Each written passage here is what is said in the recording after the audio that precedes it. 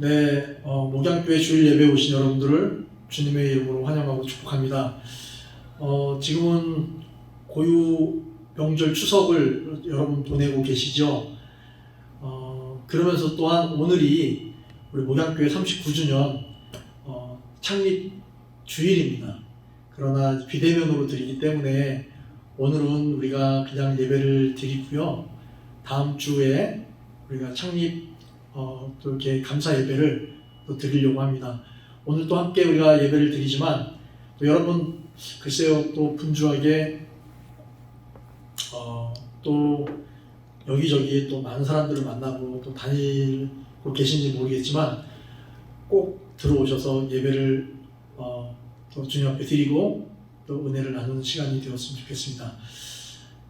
우리 목양교회는요 이러한 예배를 추구합니다.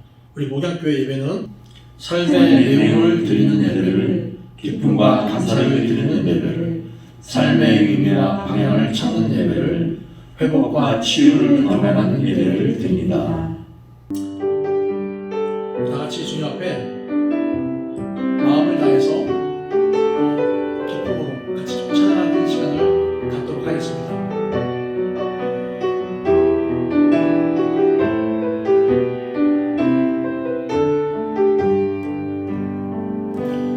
보소서 주님 나의 마음을 선한 것 하나 없습니다. 그러나 내 모든 것 주께 드립니다. 사랑으로 안으시고 날 새롭게 하소서. 보소서 주님 나의 마음을 선한 것 하나 없습니다.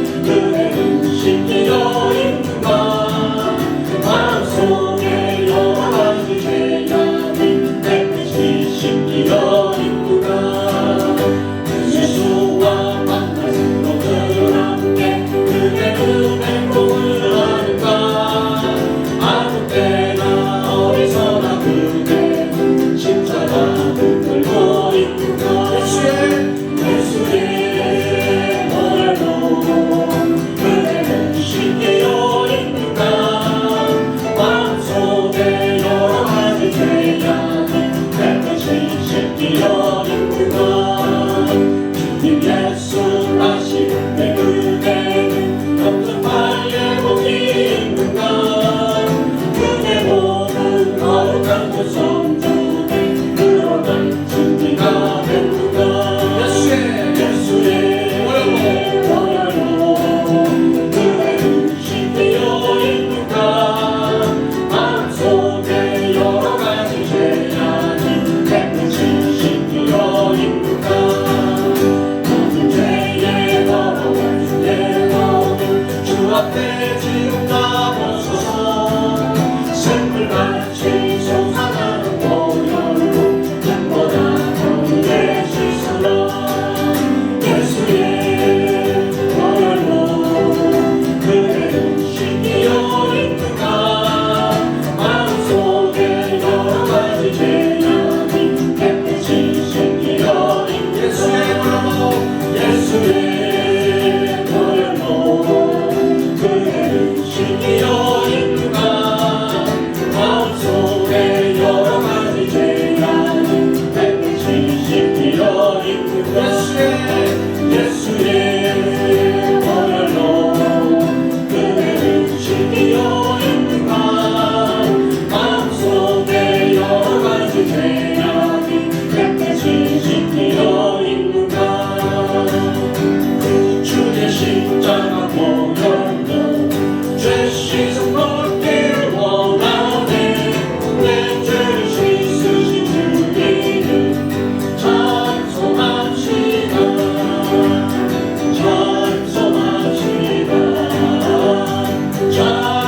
찬송합시다 내 죄를 씻으신 주님을 찬송합시다 죄악을 속하여 주신 주내 속에 들어와 계시네 십자가 앞에서 주님을 찬송합시다 찬송합시다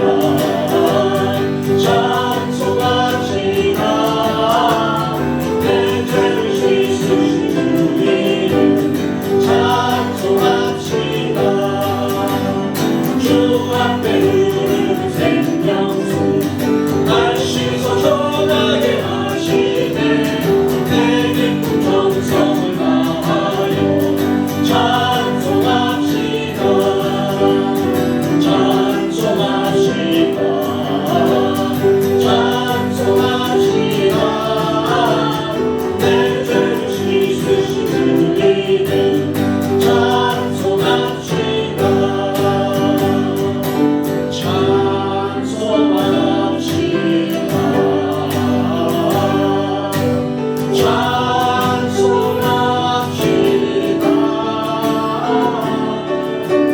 내 죄를 씻으신 주님을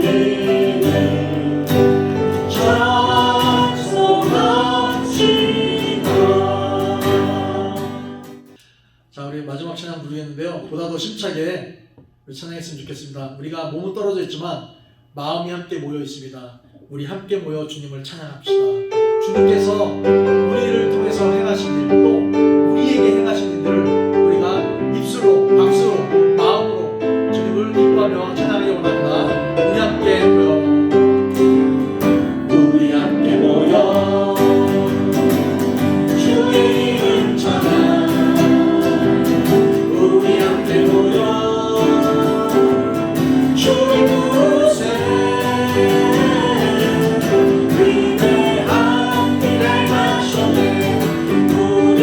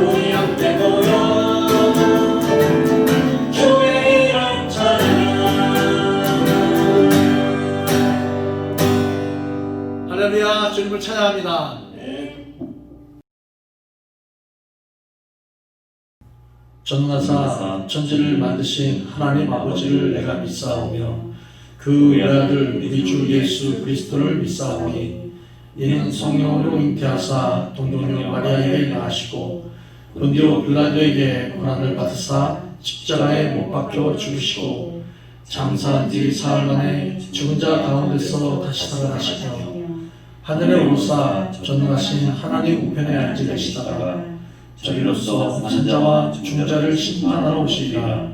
성령을 믿사오며 거룩한 공예와 성도가 서로 교통하는 것과 죄를 사하여 주시는 것과 몸이 다시 사는 것과 영원히 사는 것을 믿사옵나이다. 아멘. 공동기도문 하겠습니다. 사랑의 하나님 아버지, 자신들의 관대하면서 타인에게 무자비한 우리의 연약함을 용서하여 주옵소서. 형제간의 균을 잘 보면서 내 눈에 들보는 외면했습니다. 남에게 받은 상처는 가슴에 새겨두면서 내가 준 상처는 기억하지 않았습니다.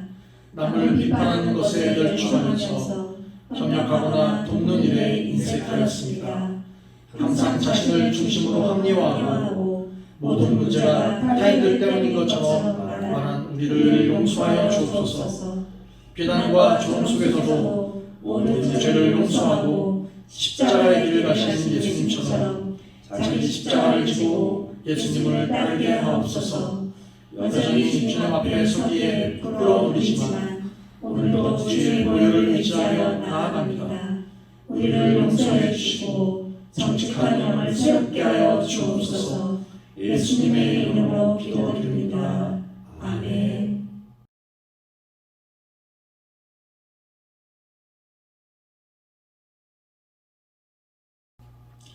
사랑의 하나님, 은혜 감사합니다. 강화된 사회적 거리를 지키는 중에 비대면으로 예배를 드리고 있습니다. 어느 곳에 있든지 하나님께 드리는 마음이 하나 되게 하옵소서. 주님, 지난 한 주간도 주님을 향해 같은 마음을 품고 경외하려 했지만 그러지 못했음을 고백합니다. 현실의 답답함을 인내하지 못하고 주님의 십자가를 바라보지 못했습니다. 용서하여 주옵소서. 하나님, 우리는 지금까지 가보지 못한 길을 가고 있는 중입니다. 코로나로 인해 예배도 비대면으로 보고 싶어도 자제할 수밖에 없는 삶을 살아가고 있습니다. 이럴 때 내 이웃을 내 몸과 같이 사랑하는 그 길을 더 깊이 배우는 우리 되게 하옵소서. 주님을 따르는데 더 이상 미루지 않게 하시고 하나님과 더 가까이 하기를 즐거워하여 이 모든 어려운 상황들을 지혜롭게 이겨내기를 주님 도와주시옵소서. 오늘도 말씀 준비하신 우리 목사님 영과 육이 강건하게 하옵시고 성령으로 채워주셔서 말씀에 깨우쳐 삶을 돌이켜 주님을 따르는 우리의 삶을 통해 주님께서 영광 받으시기를 기도합니다.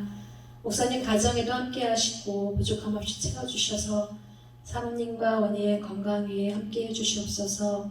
또한 우리 김진우 목사님 건강 위에도 기도합니다. 십자가의 보혈로 새롭게 하시어 주님 사랑 안에서 평안을 누리는 우리 모두가 되게 하옵소서. 다음 주는 창립 39주년 감사 예배를 준비하려 합니다. 대면으로 예배 드릴 수 있게 도와주시고 함께 나누며 기뻐 드릴 수 있도록 준비하는 손길 위에 함께 해주세요. 또한 한가을 명절을 가족과 행복한 명절 되게 하시고 오늘도 예배를 위해 섬겨주신 분들께 감사하며 예수로 사는 변화된 참 그리스도인이 되는 삶을 소망하며 우리 예수님의 이름으로 기도합니다. 아멘.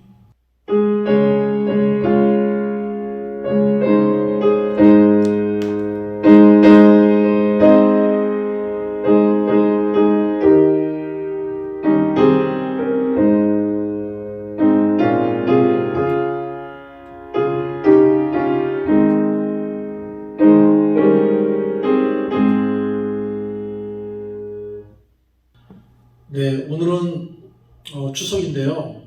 제가 여러분에게 말씀드린 바와 같이 셋째 주와 넷째 주에는 그 외부 강사 목사님을 모시고서 우리가 말씀 사경회를 하기로 그렇게 광고를 드렸습니다.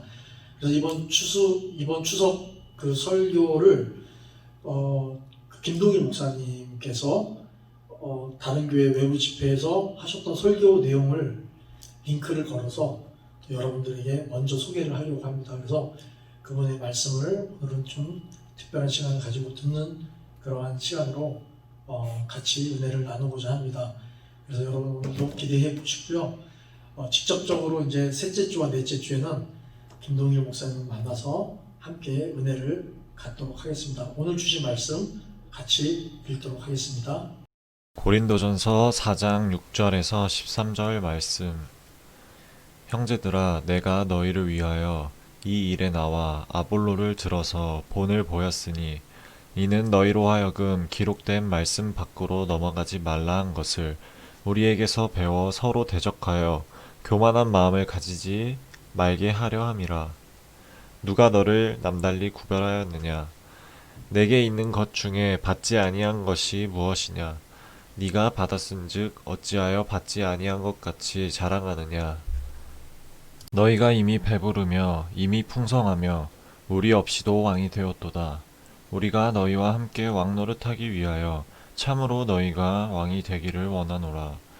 내가 생각하건대 하나님이 사도인 우리를 죽이기로 작정된 자 같이 끄트머리에 두셨음에 우리는 세계 곧 천사와 사람에게 구경거리가 되었노라.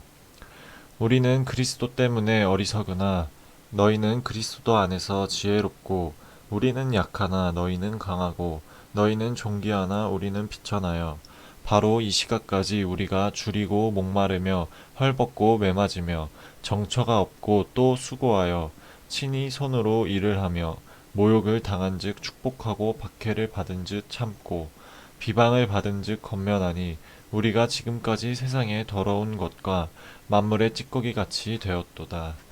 아멘.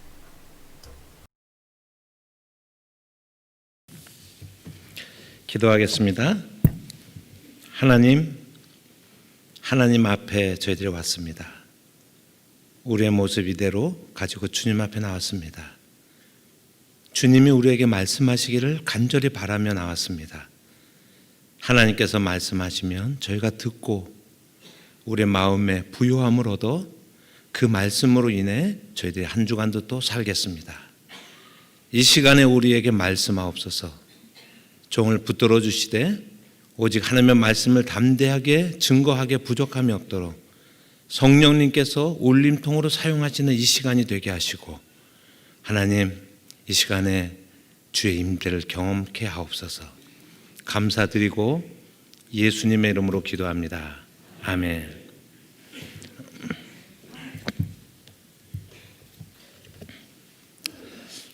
에스더는 할 필요가 전혀 없던 일을 한 사람이었습니다. 페르시아는 그 당시에 인도부터 이디오피아 이르기까지 127도를 다스리는 우리가 잘 아는 것처럼 아하수에로 대왕이라고 하는 그런 왕의 총애받는 왕비였습니다. 하만이라고 하는 사람이 간계를 부려서 유대 민족들을 다 멸절하고자 하는 계획을 세웠고 그것이 거의 실행 단계까지 가는 그런 상황까지 갔다고 할지라도 에스더는 어떻게 보면 이미 너무 높이 올라간 그런 사람이었습니다. 풍랑이 일어도 풍랑 위에 있었던 사람이었어요. 저는 미국에서 25년 이제 살고 목회를 하다가 작년에 이제 한국에 귀국을 했는데 미국의 부자들은 뭐 불경기다 뭐 이런 거를 타면은 부자가 아니에요.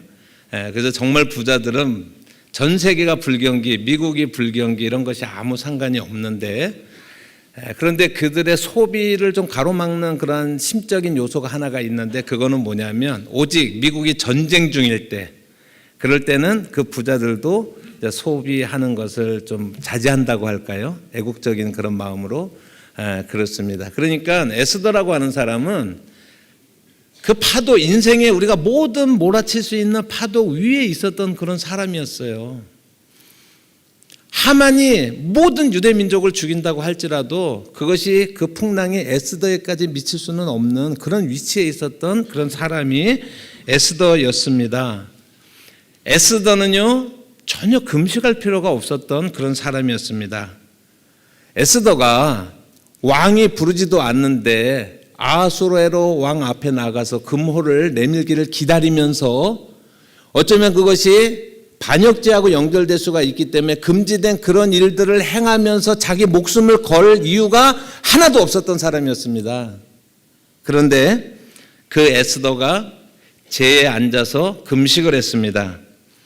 죽음을 각오하고 왕의 허락이 없이 왕 앞에 담대하게 나아갔습니다.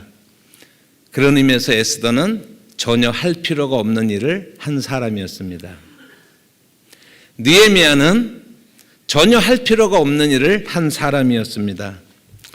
그는 우리로 치면 포로로 잡혀갔지만 요즘 현대적 개념으로 하면 이민 1세대였어요. 당시 세계 최고의 강국인 페르시아에, 그러니까 우리식으로 말하면 여러분 그냥 우리식으로 말하면 미국 같은 나라에 이민 1세대로 가가지고 왕의 술 맡은 관원장이 되었다라고, 아닥사스다 왕의 술 맡은 관원장이 되었다라고 하는 것은 굉장히 신임을 받는 이민 1세대 저 외지에서 온 사람으로서는 더 이상 올라갈 것이 없는, 그렇게까지 올라갔던 그런 사람이었습니다. 이 느헤미야가 자기가 온 그 고향인 예루살렘의 성이 무너졌다고 해서 울 필요가 없습니다. 이 느헤미야라고 하는 사람은 탄탄한 입지를 구축하고 있는 정도가 아니라 여러분 포로민으로서 최고의 지위까지 올라가서 모든 것을 누릴 수 있는 그런 위치에 올라가 있는 사람이 느헤미야였습니다. 그런 예루살렘 성벽이 무너졌다고 해서 슬퍼할 이유가 없었고 전혀 이스라엘을 위해서 기도하고 또 금식하고 할 필요가 없었던 사람이었습니다. 그는 전혀 자기가 왕 앞에 나가서, 왕 앞에 나갔을 때 왕이 내가 수심이 없거든 오늘 어떻게 해서 수심이 있느냐라고 하는 말의 의미가 무엇입니까? 너 혹시 나를 독살하려고 하는 거 아니냐라고 하는 의심을 받는 겁니다. 그러니까 이거는 단순한 대화가 아니라 너 왜 표정이 어둡지? 너 좀 이상한데? 그러면요 그 옆에 있었던 친위대가 금방 느헤미야를 체포할 수도 있는 그런 위험한 순간이었습니다. 그런 위험을 무릅쓰고 왕 앞에서 수심을 보일 필요가 없었던 그런 사람이었습니다. 그런데 느헤미야는 자기의 생애의 정점에서 내려왔습니다. 예루살렘으로 가게 해달라고 왕에게 간청을 합니다. 그리고 성벽마저도 무너지고 아무런 어떤 외부적인 살만한 편안한 조건이 하나도 없는 정말 그 무너져 내린 처참한 상태에 있는 포로민들, 하층민들만 남아있는 그 땅으로 돌아가기를 간구했습니다. 미친 짓 아닙니까? 자기 민족을 위해서 금식할 필요가 없는 그 사람이 금식을 하였습니다. 그래서 직접 이스라엘로 가서 수많은 여러 모욕들과 또 어려움과 또 자신을 모해하는 그러한 모든 그러한 음해의 세력들을 물리치고 성쌓기를 집중하고 그리고 성쌓기를 마친 사람이 느헤미야였다라고 말씀을 할 수가 있습니다. 그런 의미에서 느헤미야는 할 필요가 없는 일을 한 사람이다라고 할 수가 있습니다. 우리 교회사 속에서 디트리 본 헤퍼라고 하는 그런 목사님이 계십니다. 저희 모든 목회자들이 존경하고 따르기를 원하는 그러한 앞에 선구자적인 그런 길을 걸어갔었던 아주 훌륭한 그런 목사님입니다. 그는 히틀러가 통치를 시작하는 시점에 미국에 있었습니다. 독일 사람이었는데 그는 금수저를 물고 태어났습니다. 아버지가 심리학과 교수이기도 하고 또 정신의학과 교수이기도 하고 그리고 또 신경과 의사이기도 한 그러한 아버지 밑에서 아주 부자 아버지 밑에서 태어나서 거기다가 머리도 좋아서 20대 때 미국으로 유학해서 박사학위를 받고 그가 교수 생활을 거기서 하고 있었습니다. 그런데 자기의 조국 독일에서 히틀러가 집권을 하고 이제 전쟁이 점점 불가피하다라고 하는 것이 직감되었을 때 디트리 보네퍼가 나쁜 짓 하고 있었던 것이 아니에요. 그냥 미국에 있기만 하면 되는 거예요. 거기서 신학 교수로서 학생 신학도들을 양육하고 그들을 가르치고 좋은 목사들을 키워내고 이런 일들을 얼마든지 하면 되는 사람이었습니다. 그런데 디트리 보네퍼는 그렇게 하지 않았습니다. 그가 히틀러에 의해서 전쟁의 전운이 점점 고조되었을 때 라이놀드 니보라고 하는 자기 친구, 우리가 다 신학교에서 배우는 다 훌륭한 그런 목사님들인데 그 신학자인 라이놀드 니보에게 이런 편지를 남겼습니다. 내가 이 순간에 미국에 있는 것은 잘못입니다. 나는 우리나라 역사상 가장 힘든 시기를 독일의 기독교인들과 함께 헤쳐나가야만 합니다.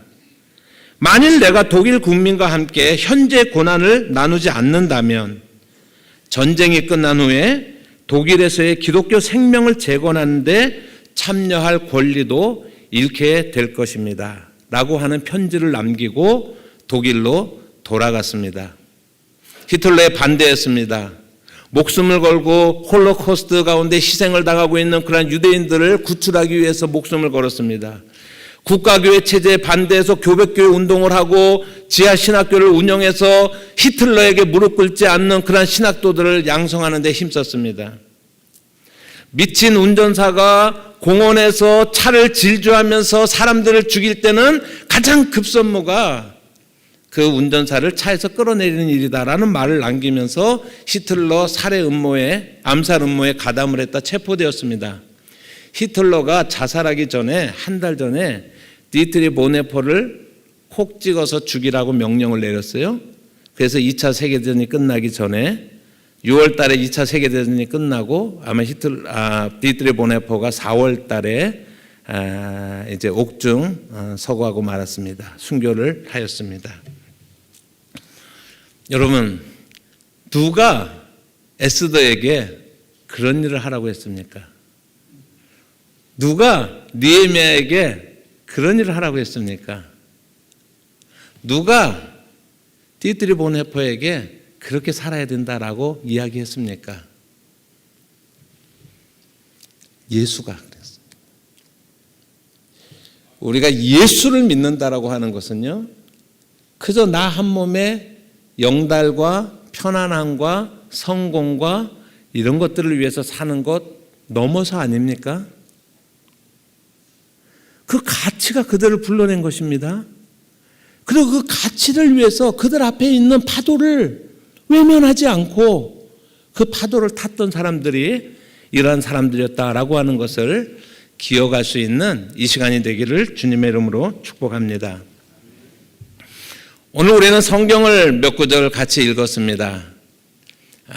고린도전서 4장에 있는 그 말씀을 우리가 읽었는데, 우리가 잘 아는 것처럼 고린도 교회는 은사도 많고 그리고 싸움도 많고, 그러니까 다 이제 자기가 이제 잘난 교회 아닙니까? 이제 고린도 교회가. 그래서 파가 4파가 있었어요. 고린도 교회 같은 경우에는 처음에는 나는 바울파야, 나는 아볼로파야, 나는 게바파야, 나는 직통계시파야, 이런 이제 파들이, 예수파야라고 하는 이제 파들이 있었습니다. 그때. 그런데 처음에 바울하고 개척했었던 그런 사람들, 그 다음에 아볼로의 목양을 통해서 같이 양육을 받았던 사람들, 그 다음에 이제 베드로를 따르겠다라고 하는 사람들, 예수파다라고 하는 그러한 모든 사람들을 향하여서 지금 바울이 말씀을 전하고 있는 것이 오늘 본문에 대한 말씀인데, 오늘 본문은 잘 읽어야 되는 그러한 본문입니다. 6절의 말씀을 제가 읽으면, 형제들아 내가 너희를 위하여 이 일에 나와 아볼로에게 들어서 본을 보였으니 이는 너희로 하여금 기록된 말씀 밖으로 넘어가지 말라 한 것을 우리에게 배워 서로 대적하며 교만한 마음을 가지지 말게 하려 함이라. 누가 너를 남달리 구별하였느냐? 내게 있는 것 중에 받지 아니한 것이 무엇이냐? 내가 받았은즉 어찌하여 받지 아니한 것 같이 자랑하느냐? 고린도 교회 분열의 원인은 내가 최고라고 하는 것이었습니다. 그런 고린도 교회에게 바울이 말합니다. 너희가 최고가 아니다라고 하는 거죠. 그리스도를 넘어설 수 있는 사람은 없어요. 여러분, 누구나 다 그리스도 밑에 있는, 그리스도로 말미암아 그 은혜 가운데 그 은혜가 필요한 그런 사람들이라고 하는, 그래서 너희가 그 선 밖으로 넘어서지 말아라라고 권면을 하고 있습니다. 그래서 우리가 8절의 말씀을 하고 있는데 8절의 말씀을 같이 한번 읽어볼까요? 8절의 말씀을 같이 한번 읽어보겠습니다. 성경이 가능한가요? 네, 본문 8절의 말씀 같이 한번 읽습니다. 시작. 너희가 이미 배부르며 이미 풍성하며 우리 없이도 왕이 되었도다. 우리가 너희와 함께 왕노릇하기 위하여 참으로 너희가 왕이 되기를 원하노라. 제가 비교적 여러분들에게 홀리 보이스로 여러분들에게 성경을 읽어드렸는데 이 본문의 의미를 분명하게 알고 싶으면은요 이렇게 읽으면 안 되고 시니컬하게 읽어야 됩니다. 그래서요 바울이 요 본문을 읽을 때 실감나게 읽으려면 이렇게 되는 겁니다. 지금 고린도 교회의 모습을 보면서 야, 참 좋다. 너희가 이미 왕노릇 했구나. 다 잘났구나. 너희들이 왕노릇하고 그러니까 뭐 나도 좋지. 왜냐면 내가 너희들에게 복음을 전했잖아. 그러면 나도 당연히 왕노릇 하는 거 아니겠어? 더해. 괜찮아. 더 즐겨. 이렇게 말을 하는 것입니다. 이것은 그렇게 하라는 거예요? 하지 말라는 거예요? 하지 말라는 뜻에서 그렇게 이야기를 하는 거예요. 내가 너희들에게 복음을 전했는데 너희가 왕이면 왕노릇하면 나도 복음 안에서 왕노릇 하겠지. 근데 지금은 샴페인을 터뜨릴 때가 아니야. 지금은 왕노릇 할 때가 아니야. 이 땅에서 그리스도인으로 산다는 것이 무엇을 의미하는지 너희가 들어보겠느냐라고 바울이 이야기하는 것입니다. 그래서 약간 비웃듯이 시니컬하게 그렇게 읽어야지만 8절의 말씀을 잘 읽는 건데 9절의 말씀을 제가 오늘 주로 여러분들과 강해를 하려고 합니다. 9절의 말씀을 같이 한번 한 목소리로 크게 읽어보겠습니다. 시작. 내가 생각건대 하나님이 사도인 우리를 죽이기로 작정한 자같이 끝으로미에 두셨음에 우리는 세계 곧 천사와 사람에게 구경거리가 되었노라. 그래서 이런 본문들도 그냥 국어책 읽듯이 읽으면 잘 살아나지가 않아요. 그런데 우리 한글 번역 성경이 대부분 아주 잘 번역된 성경이지만 이 부분은 조금 그 의미를 살릴 수 없게끔 그렇게 번역이 되어 있습니다. 그래서 제가 그 의미들을 여러분들에게 말씀을 드리려고 하는데 이 광경 속에는 로마가 들어가 있습니다. 이 한 절 속에 로마의 제도가 들어가 있는데 그 중에 하나는 뭐냐면 로마의 개선식이 이 장면 속에 들어가 있습니다. 그래서 그걸 제가 NIV 성경을 그냥 영어 성경인데 제가 9절의 말씀을 직역해서 한번 읽어볼 테니까 제가 직역을 한 거를 한번 읽어볼 테니까 여러분들이 9절을 한번 다시 보시기를 바랍니다. 왜냐하면 내가 보기에는 하나님께서 우리를 행렬의 제일 끄트머리에 전시해 놓은 것 같습니다. 투기장에서 죽임을 당하도록 심판받을 자들처럼 말입니다. 우리는 온 세계 곧 사람들뿐만 아니라 천사들에게도 구경거리로 세워진 것입니다. 라고 말하고 있습니다. 이게 NIV 성경에는 좀 그 감이 상견하는데 두 가지 단어가 로마 문화가 있어요. 그 하나는 뭐냐면 개선행진이라고 하는 프로세싱이라고 하는 그 단어가 여기에 들어가 있고요. 또 하나는 어레나라고 하는 원형 경기장이 이 속에 들어가 있습니다. 그래서 이 9절의 말씀을 제가 여러분들에게 설명을 드리면 바울이 지금 고린도 교회를 향해서 이 땅에서 우리가 그리스도인으로 산다는 것의 의미가 무엇인지 아니? 너희가 그것에 대해서 한번 알고 싶니? 그러면서 설명을 하는 거야. 이것은 그 당시에 고린도 교회에게는 설명이 필요가 없어요. 그런 문화 속에서 살고 있었던 사람들이기 때문에.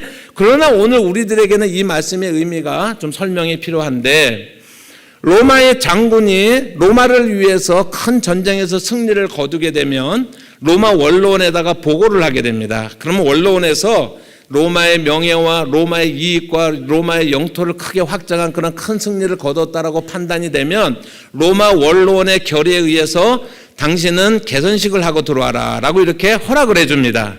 그러면 개선식을 하면서 이제 로마 시내로 들어오는 겁니다. 그래서 로마에는 역사적으로 43개 정도의 개선문이 세워졌었던 그런 기록들이 남겨져 있습니다.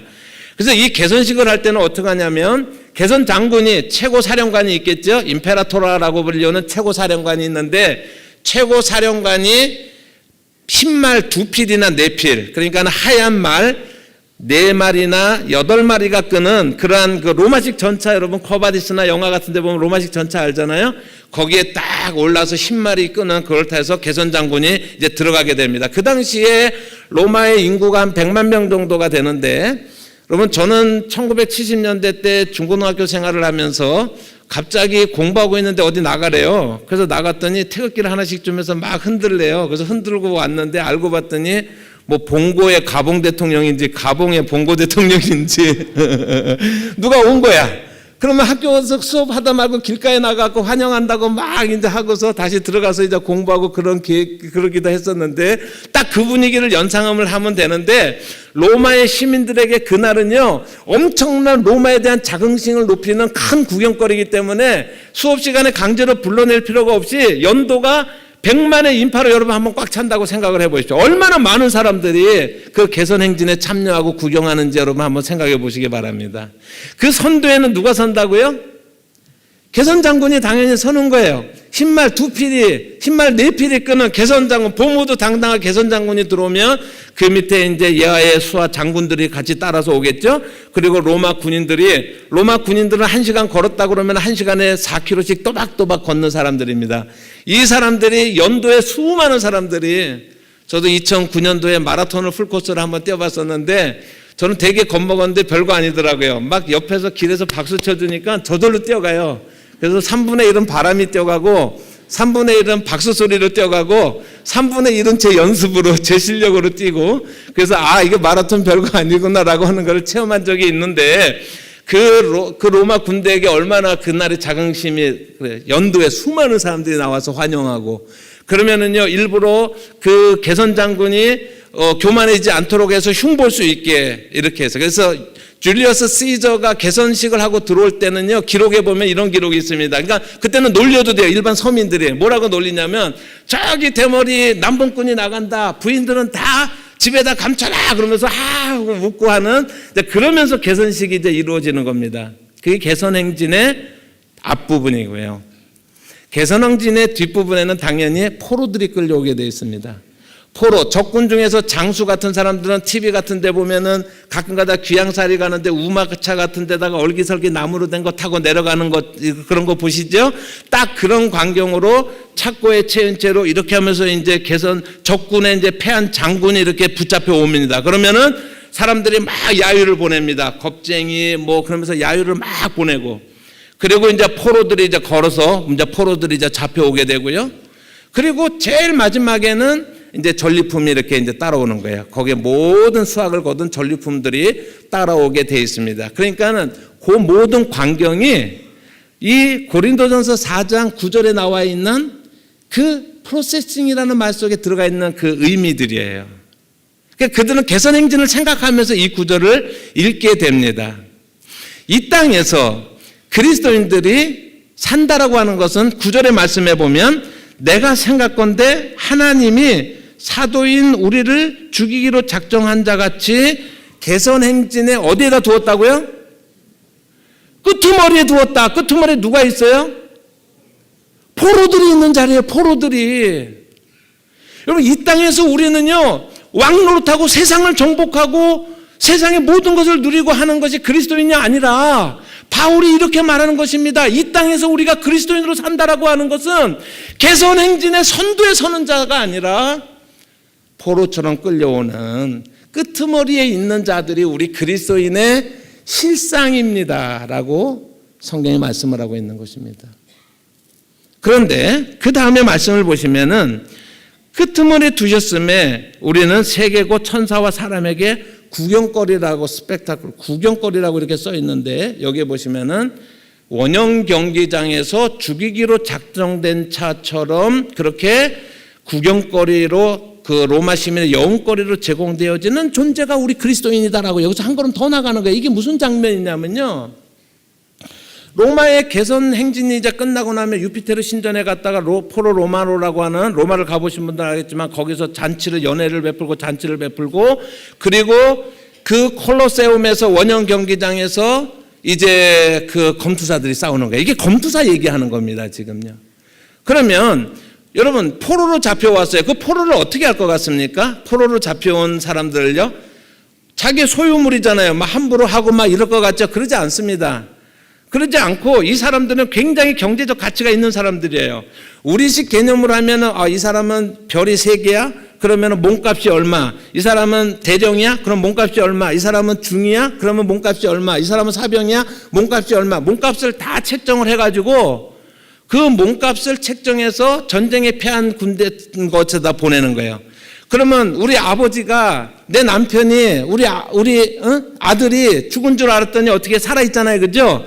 그럼 몸값을 지불하잖아요. 그러면 몸값을 지불하면 그 사람을 자유민으로 풀어주는 거예요. 돈을 받고서. 그럴 때 그 몸값을 뭐라고 하냐면 리딤이라고 얘기하는 겁니다. 군사 전문 용어예요. 그리고 그 몸값을 지불하는 사람을 리디머라고 얘기를 해요. 우리가 여러분들 찬양을 할 때 예수님을 대속주다, 리디머다라고 하는 찬양을 하지 않습니까? 그런데 예수님은요, 바로 그 로마의 전문 용어를, 군사 전문 용어를 채용해서 복음을 설명하는 것입니다. 예수님은 우리의 죄를 위해서 사탄에게 자신을 몸값, 리딤이 되어져서 예수님의 몸값을 지불한 거예요. 그런데 예수님은 독특하게 그 몸값을 지불하는 분이기도 해요. 그래서 자기가 몸값이기도 하고 몸값을 지불하기도 한 거예요. 그래서 우리가 예수님을 리디머라고 이렇게 찬양을 하는 것입니다. 그런데 포로로 이제 온 사람들 가운데 몸값을 받지 못하고 풀려나지 못한 사람들이 노예시장을 가는데 그 중에서 튼튼하게 생긴 사람들을 잡아다가 검투사를 만드는 겁니다. 그럼 검투사의 일생이라는 거 여러분 잘 알지 않습니까? 죽어야만 그 고통에서 헤어날 수밖에 없는 그러한 그 로마 시민의 여운거리로 제공되어지는 그러한 삶을 사는 사람인데, 바울이 여기서 비유하기를 그 개선 행진의 끄트머리에 포로가 우리 그리스도인일 뿐만 아니라 마치 이 땅에서 우리가 그리스도인으로 산다라고 하는 것은 검투사로서 여흥거리로 제공되어지다가 구경거리로 사람들에게 제공되어지다가 비참하게 일생을 마칠 수밖에 없는 것이 우리 그리스도인이 이 땅에서 사는 것이다. 이것이 리얼리티다라고 성경이 말씀을 하고 있는 거예요. 누가요? 바울이 그렇게 이야기를 하고 있는 것입니다. 이게 지금 9절에 있는 내용입니다. 우리 한국교회는 성공하기 위해서, 고지를 점령하기 위해서, 선두에 서기 위해서 존재하는 것처럼 달려가고 있습니다. 성경은 정반대의 것을 얘기해요. 여러분들이 이 지역에서 여러분들 가정적으로, 재정적으로, 경제적으로 또 사회적으로 어떤 위치에 있는지 저는 상관하지 않습니다. 그러나 예수를 믿는다라고 하는 것은 달라야 되는 거예요. 예수를 믿는다라고 하는 것은 역사의식을 갖는 거예요. 예수를 믿는다라고 하는 것은 이 나라와 이 민족 가운데 우리 교회가 무엇을 해야 될 것인가를 고민하는 것이 예수를 참으로 믿는 것인 줄을 믿으시기를 바랍니다. 누가복음에 보면 레위라고 하는 사람이 세리였잖아요.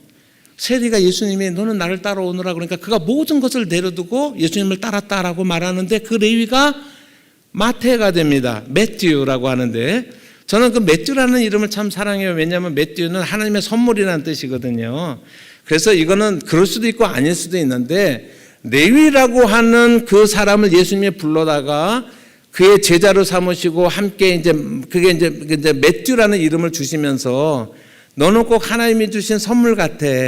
그래서 이름을 매튜로 바꾸지 않았을까라고 이제 즐거운 상상을 해보는 거예요. 꼭 그렇지 않아도 상관은 없지만 매튜라는 이름 자체는 그 하나님의 선물이라는 뜻입니다. 이 사람이 직업이 뭐였어요? 레위였어요. 이 사람이 직업이 세리였어요. 세리가 뭐 하는 사람인지 다 아시죠?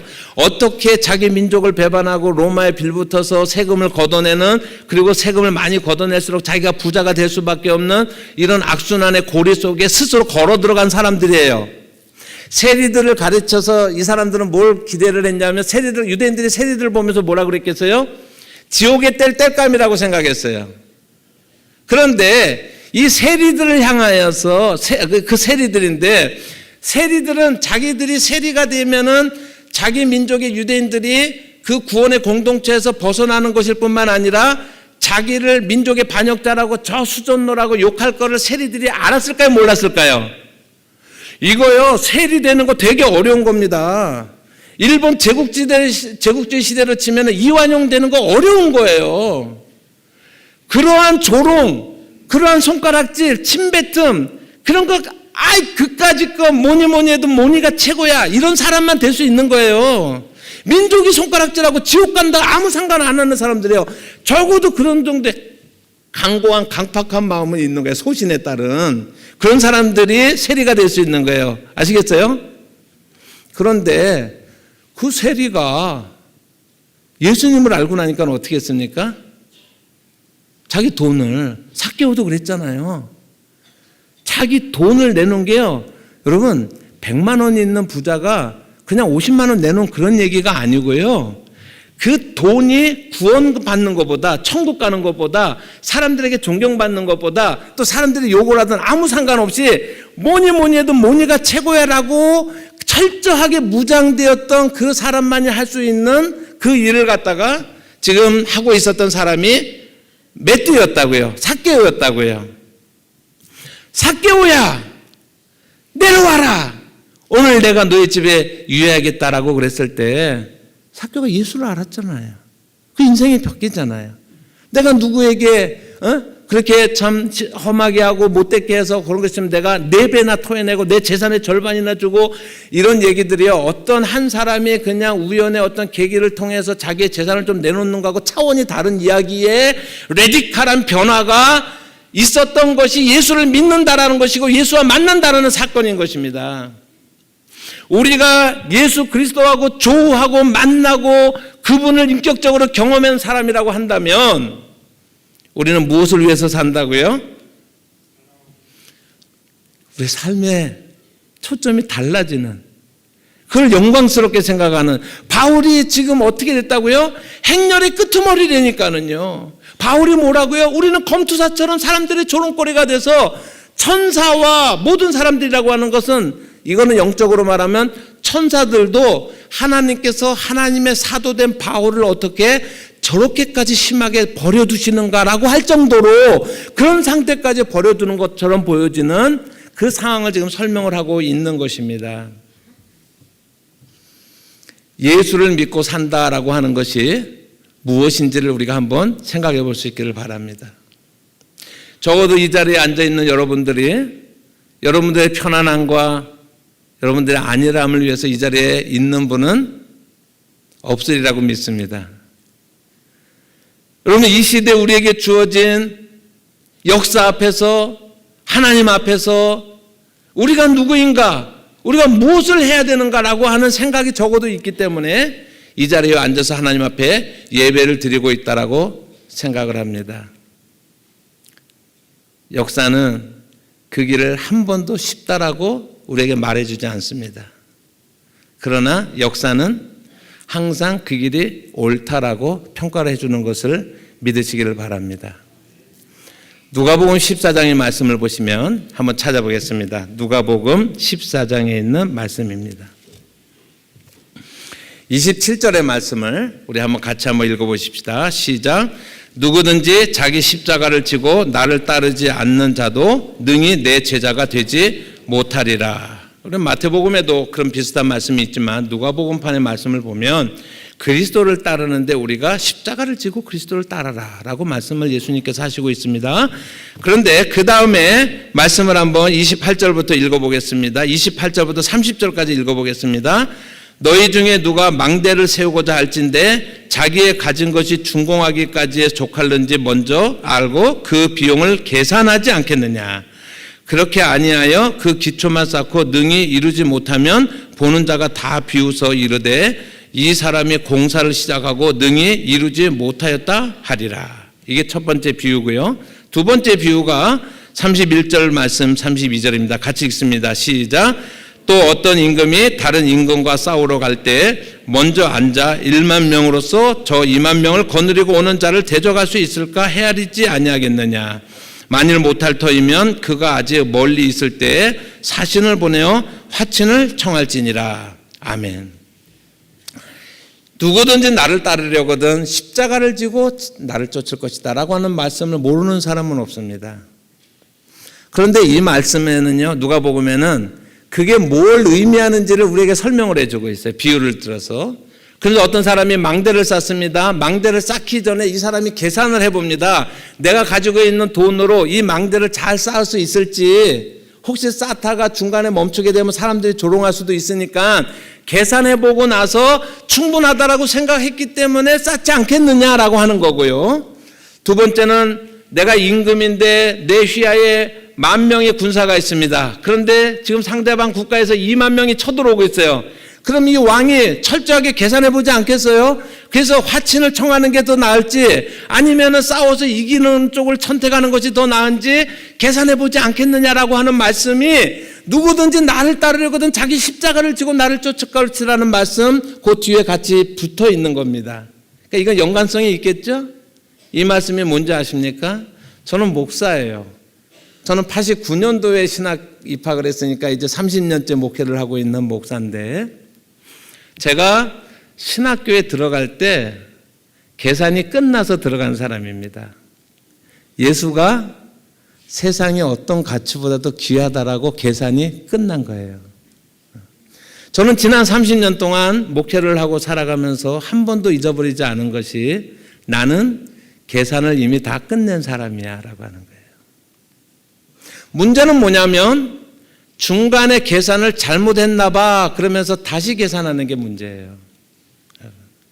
신학교 가서 전도사님들이 처음부터 나쁜 짓 하고 처음부터 못된 사람 되고 처음부터 그러려고 들어간 사람은 그럼 믿고 싶지는 않아요. 제가 그런 사람이 있다라고요. 그런데 자꾸 중간에 계산을 다시 하기 시작하는 거예요. 중간에 내가 요걸 입력을 잘못했네. 돈이 생각보다 많이 드네. 애들 기회가 좀 더 힘드네. 여러분 자꾸 중간에 계산을 다시 하는 거예요. 예수를 따른다는 것이 뭔지 아십니까?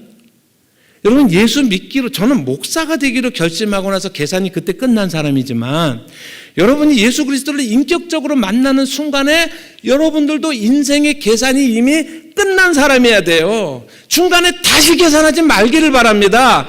처음 계산한 대로 나는 죽어도 나는 끝까지 어떤 일이 있어도 나는 예수를 쫓고 예수를 따르고 예수만이 내 인생의 모든 것입니다라고 하는 그 고백이 여러분들의 마음속에서 매일매일 솟아나기를 주님의 이름으로 부탁드립니다. 이게 이 땅에서 그리스도인으로 사는 길입니다. 왜 그렇게 살까요? 정말 좋은 걸 믿잖아요. 정말 그날을 믿잖아요. 그날이 희미하기 때문에 이 땅에서 자꾸 계산을 달리하는 겁니다. 그 날이 분명하면 영원한 하나님 나라 백성됨이 분명하다면 여러분 그런 사람들은 결코 이 땅에서 다시 계산하지 않을 것입니다. 우리의 인생의 걸음에서 우리의 신앙의 걸음에서 계산을 다시 한다면 사탄의 조롱을 받는 것입니다. 세상의 조롱을 받는 것입니다.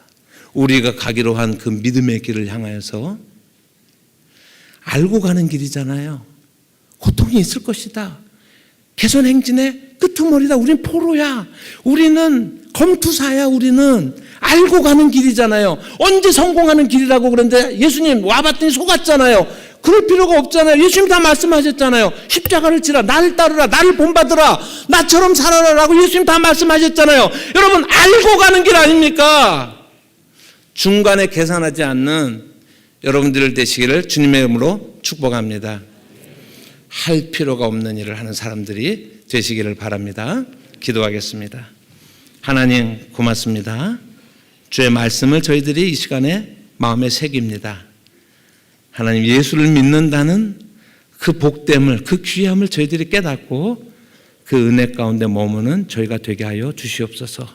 주님 이 시간에 주 앞에 모인 회중들 그 심령들을 기억하시고 하나님의 한없는 위로하심이 그 속에 늘 넘칠 수 있도록 성령님 인도하여 주시옵소서. 중간에 계산을 다시 하는 것이 아니라 하나님 한결같은 마음으로 예수 그리스도를 십자가를 지고 걸어갈 수 있는 온 성도들이 다 되도록 주님이 은혜를 베풀어 주시기를 원합니다. 할 필요가 없는 일을 하였던 느헤미야와 같게 하시고 에스더와 같게 하시고 디드리보네보와 같은 삶이 우리 삶 앞에 펼쳐지게 하여 주시옵소서. 예수님의 이름으로 기도합니다. 아멘.